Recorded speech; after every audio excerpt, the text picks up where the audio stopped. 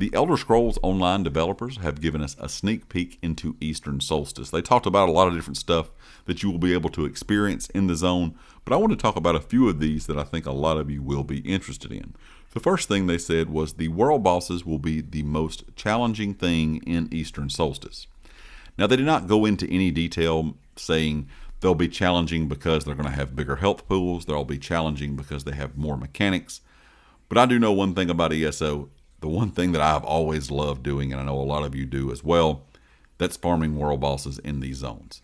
And when it comes to a new zone, world boss farming is always a big thing. Overland content in the game is very easy, so having challenging world bosses keeps players engaged in that new zone.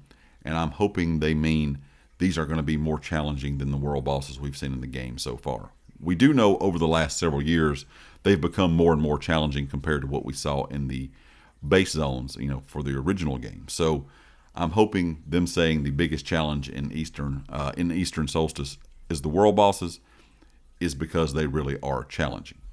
They also talked about story and how you're going to progress the story and all the different story content. But the most interesting thing about that to me is they're doing a post quest. They says it develops based on how well you know a specific character and how you decide to progress through the content. So this sounds more like your traditional RPG idea, where you do or say X, Y, and Z, and that affects how the end of the story goes.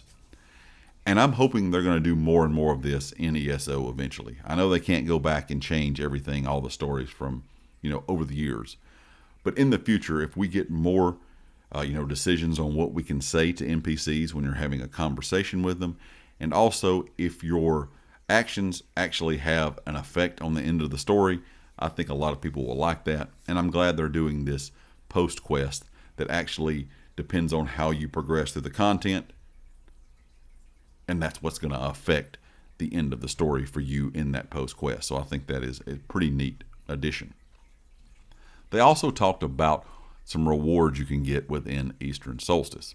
It says explore Eastern Solstice as a completionist to earn achievements that can unlock the Cold Harbor Death Hound mount, or craft yourself the Fellowship Fortitude set for easy access to major protection buff at all times, keeping you safe from harm as you explore. Now, the biggest part of that is the Cold Harbor Death Hound for the Solstice completionist.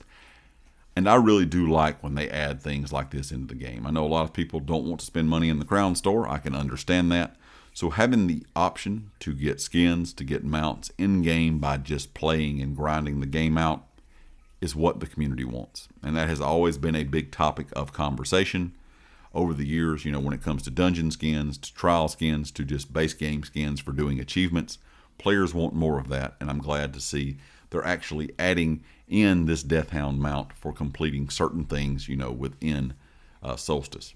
It says there are also some other things you can get as well. There's going to be a sloth pet that you can have a wizard hat on, apparently, which does sound kind of interesting as well. So I know a lot of you will be looking forward to that.